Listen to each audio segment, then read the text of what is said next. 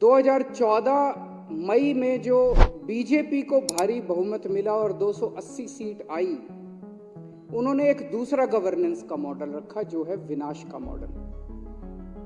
उस विनाश के मॉडल के दो हिस्से हैं। एक हिस्सा है सामने सारी पार्टियों को कुचल दो, खत्म कर दो, खरीद लो, तोड़ दो, गिरफ्तार कर लो, जेल भेज दो, ईडी लगा दो, सीबीआई लगा दो, सामने कोई बचेगा ही नहीं तो चुनाव किसके बीच में होंगे, फिर तो यही है।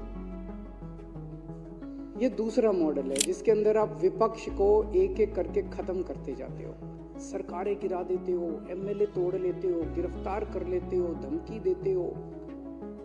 और इनके विनाश मॉडल का दूसरा हिस्सा है कि पूरे देश में कहीं कोई विपक्ष की सरकार अच्छा काम कर रही हो, उनके कामों को रोको, खुद अच्छा काम नहीं करो, उनको अच्छा काम करने से रोको। अगर कोई देश हित में इस देश में दूसरी सरकार कोई काम कर रही है तो उसको अच्छा काम करने से रोको।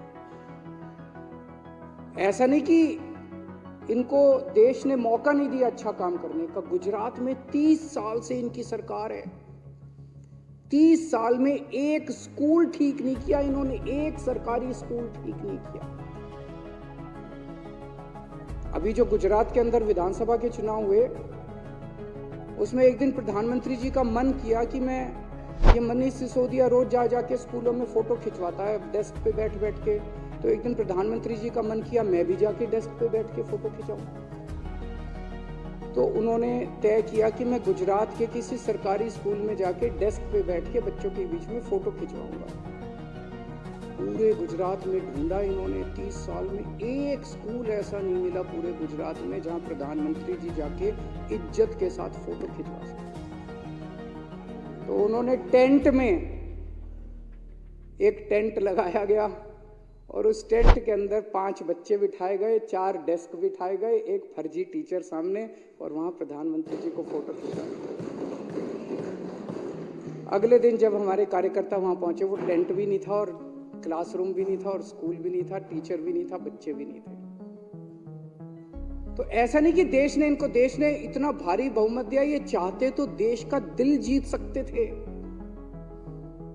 अगर ये कुछ काम कर लेते तो आज इनको ईडी की जरूरत नहीं पड़ती, सीबीआई की जरूरत नहीं पड़ती, पुलिस की जरूरत नहीं पड़ती, इनकम टैक्स की जरूरत नहीं पड़ती। जनता वैसे ही कहती है यार इनको, जैसे दिल्ली में कहती है, दिल्ली में तो हमारे पास पावर ही नहीं है, हमने कौन सी ईडी वीडी छोड़ रखी है इनके पीछे।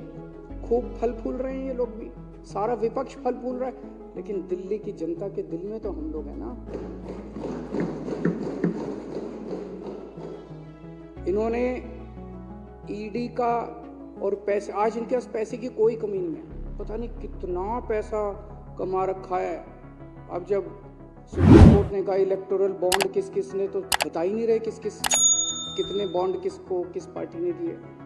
और ये तो 1 नंबर का पैसा जो इलेक्टोरल बॉन्ड से 2 नंबर का पता नहीं कितना पैसा का। एक एमएलए 25 करोड़ 50 करोड़ 100 करोड़ में एमएलए खरीद रहे हैं पूरे देश के अंदर जाके। इन्होंने उत्तराखंड की सरकार गिरा दी। उत्तराखंड में लोगों ने कांग्रेस की सरकार बनाई, हरीश रावत की सरकार बनाई, एमएलए खरीद के, एमएलए तोड़ के इन्होंने उत्तराखंड की सरकार गिरा दी। इन्होंने कर्नाटक की सरकार गिरा दी, इन्होंने मध्य प्रदेश की सरकार गिरा दी, इन्होंने गोवा की सरकार गिरा दी, इन्होंने अरुणाचल प्रदेश की सरकार गिरा दी, अब हिमाचल प्रदेश की सरकार गिराने जा रहे हैं थोड़े दिन पहले। और फिर कहते हैं हम जीतते हैं। ये जीतते थोड़ी हैं, सरकार गिराते हैं, ये जीतना थोड़ी है। ऐसे बनाओगे सरकारें तो। इन्होंने एक एक करके पार्टियां तोड़ दी। महाराष्ट्र के अंदर लोगों ने महाविकास आघाड़ी की सरकार बनाई, एमवीए की सरकार बनाई, शिवसेना, एनसीपी और कांग्रेस की सरकार बनाई।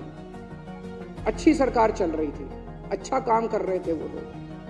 ईडी का इस्तेमाल करके, सीबीआई का इस्तेमाल के शिवसेना के 2 टुकड़े कर दिए, सारे एमएलए इन्होंने तोड़ दिए। ईडी का इस्तेमाल करके, सीबीआई का इस्तेमाल करके इन्होंने एनसीपी के एमएलए तोड़ दिए, वहां की सरकार गिरा दी इन लोगों ने। इनका फॉर्मूला है कि सामने विपक्ष को रखो ही मत, कोई विपक्ष में ही नहीं रहेगा तो फिर चुनाव किस बात के होंगे, फिर तो इन्हीं को वोट पड़ेंगे। सबको जेल में डाल दो, कोई सामने ही नहीं रहेगा। कहते हैं मोदी नहीं तो कौन। क्यों कहते हैं सबको तो जेल में डाल दिया तो मोदी नहीं तो कौन, कोई बचा ही नहीं, सारे जेल में डाल दिए तो मोदी नहीं तो कौन, मोदी नहीं तो सारे जेल में।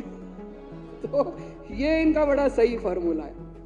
अब ये एक और उस पे आए हैं, ये कह रहे हैं हम तो 370 जीत रहे हैं, 370 जीत रहे हैं, ये नया अब है, अगले 5 साल में ये चलेगा, ये कहने की कोशिश कर रहे हैं।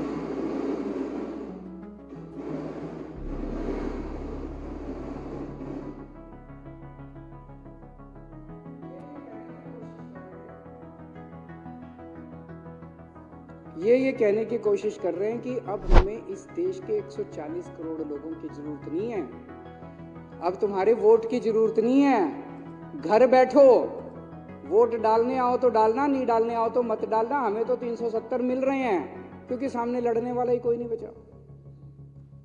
थोड़े दिन के अंदर सारा विपक्ष, हिटलर ने भी यही किया था, जब हिटलर आया था, हिटलर ने 3 महीने में कर दिया, इन्होंने 10 साल लगा दिए।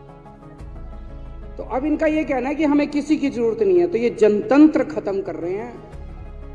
अध्यक्ष महोदय, ये देश के साथ गद्दारी है, ये देशद्रोह है। अगर इस देश के अंदर जनतंत्र खत्म कर दिया जाए, मैं मन में सोच रहा था आज अगर श्री राम होते, अगर श्री रामचंद्र जी आज इस युग के अंदर होते तो ईडी और सीबीआई को उनके घर भी भेज देते और यहाँ बंदूक रख के पूछते बेटा बीजेपी में आ रहा है कि जेल जाएगा।